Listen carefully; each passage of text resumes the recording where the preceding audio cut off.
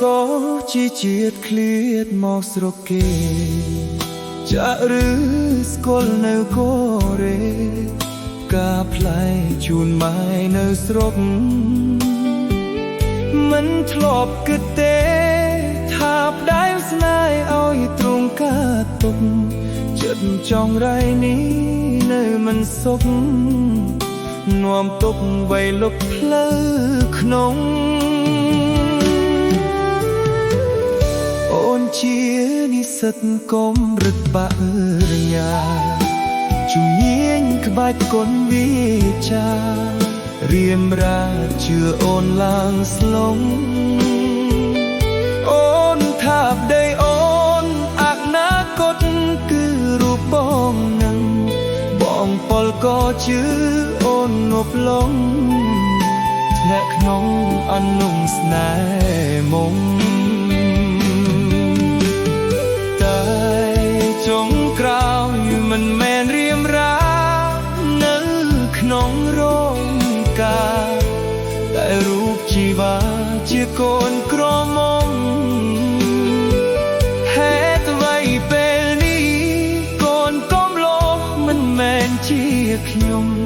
បងទឹកភ្នែកអូនក្រែបទឹកខ្មុំឈរយំចង់ដៃអូនហើយ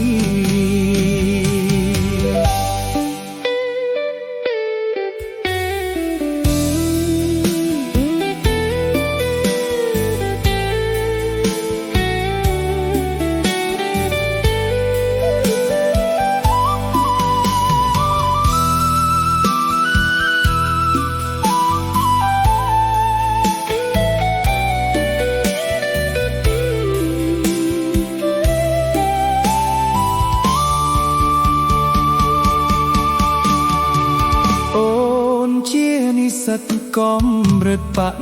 រិញ្ញាជំនាញក្បាច់គុណវិជ្ជារៀមរាជឿអូនឡើងស្លងអូនថាបដីអូនអនាគតគឺរូបបងនឹងបងពលក៏ជឿអូនងប់លងធ្លាក់ក្នុងអលងស្នេហ៍មុំចុងក្រោយមិនមែនរៀមរានៅក្នុងរោងការដែលរូបជីវ៉ាជាកូនក្រមុំហេតុអ្វីពេលនេះកូនកំឡោះមិនមែនជាខ្ញុំបងទឹកភ្នែកអូនក្រែបទឹកខ្មុំឈរយំចង់ដៃអូនហើយជីនឡើងអើយសូមគុំនឹកងំខ្ញុំយំចង់ដៃ